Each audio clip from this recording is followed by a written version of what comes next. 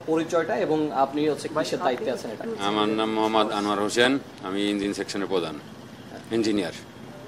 এখন কি হয়েছিল লঞ্চের সাথে আসলে? এখানে আসলে কি হয়েছে আমরা জানি না। আমরা তো ইঞ্জিন রুমে আমার একটা ইঞ্জিন সমস্যা ছিল, ওইটা কাজ করতেছিলাম। এর ভিতরে আপনার একটা জাহাজের গায়ে, আমরা লঞ্চের গায়ে বান্ধা ছিলাম।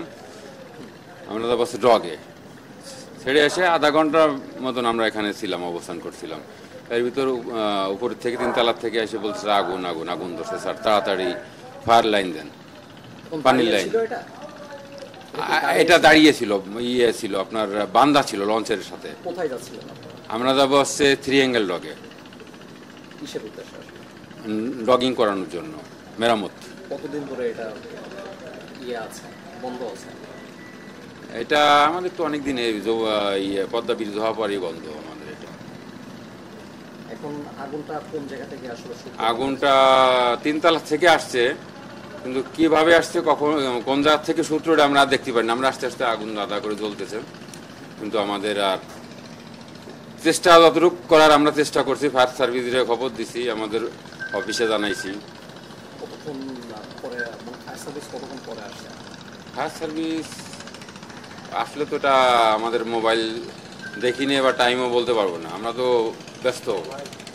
আগুন নিবানোর জন্য পানি পাম্প চালাইছি, পরে আপনার পাশের জাহাজদের বলছি সাহায্য করেন, পরে ওরা ছাড়িয়ে দিয়েছে আমাদের একটা জাহাজ হেল্প করছে, নামটা বলতে পারবো না, কিন্তু অন্য একটা জাহাজ ও আছে সম্ভবত বরিশাল লাইনের লোকজন, বাসায় যা বুঝলাম।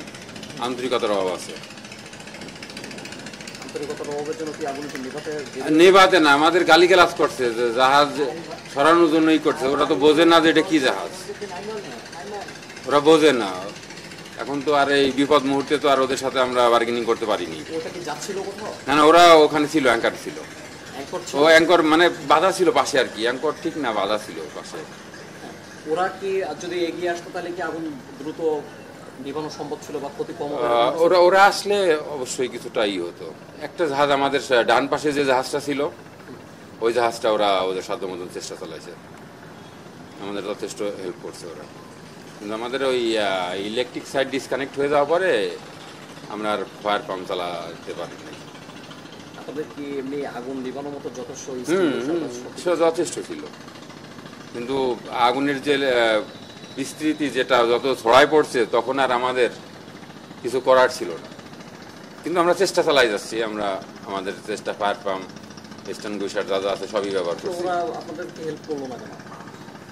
এটা তো বলতে পারবো না, সবার মাইন্ড তো এক না। ডান সাইডে যে জাহাজটা ছিল আমাদের যথেষ্ট হেল্প করছে, ওরা আমাদের রাখছে, পানি মারছে, যথেষ্টই করছে। কিন্তু বাম সাইডে নাম বলতে পারবো না কোনটা, খেয়াল নাই।